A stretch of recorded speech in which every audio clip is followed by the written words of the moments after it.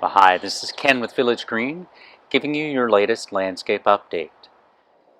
If you're looking for something to do in a side yard where it's really shaded, it tends to get muddy. Usually you're between two homes and between the homes and the fences, there's just not enough sunlight to support grass.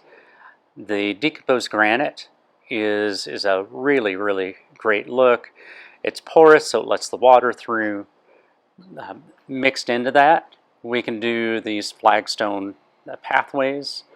This is Oklahoma flagstone, and we use the larger pieces, which makes it a really nice walk, comfortable to walk on, and just a beautiful look.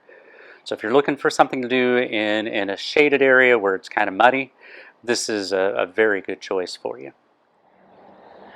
This is Ken with Village Green. If you like these videos, please subscribe to our YouTube channel and send them on to your friends and family.